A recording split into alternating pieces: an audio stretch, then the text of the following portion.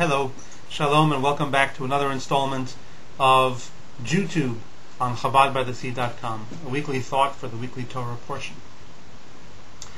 A very good friend of mine, Alex, called me from Minneapolis the other day, and among other things suggested that we open this conversation up to questions and answers. I thought that was a great idea. In fact, I'm going to start with a question I received this week.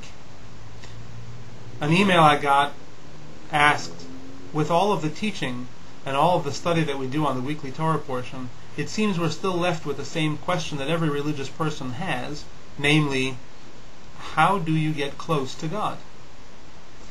Now, wouldn't you know it, the answer to that is in this week's Torah portion. In fact, the portion which is the very first portion in the third book of Torah, Leviticus, starts with God saying to the Jewish people, Adam ki akriv mikem korban laHashem, a person who will offer up an offering from amongst you to God, will bring it from, etc., etc.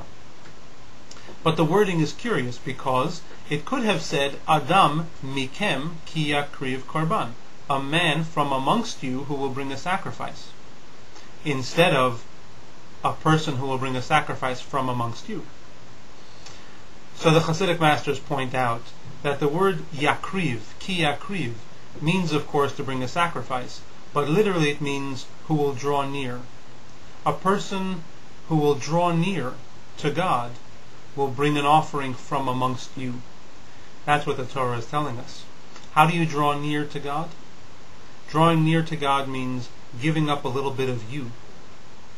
Which little bit of us do we give up? Well, the Torah continues. The animals.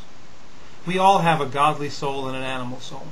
The animal soul is our animal instinct, that part of us that just wants survival and pleasure and self-benefit, self-aggrandizement and self-anything.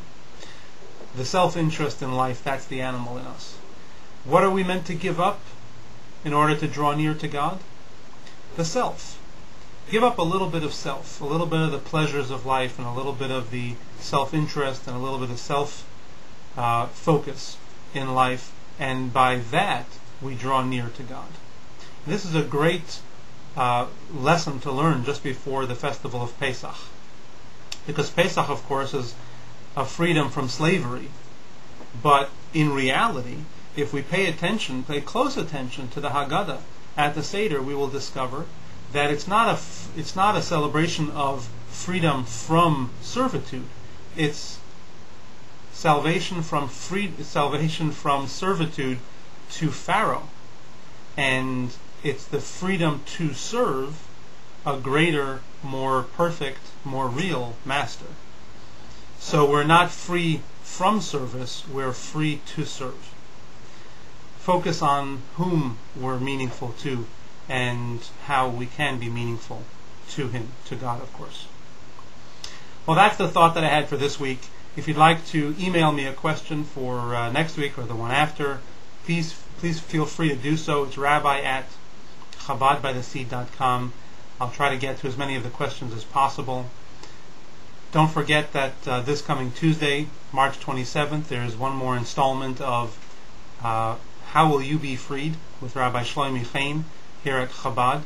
If you want to hear the audio of the first installment of that class, you can do so on the Chabad by the Sea website as well. Shabbos candlelighting this week in Santa Cruz will be at 7:04 p.m.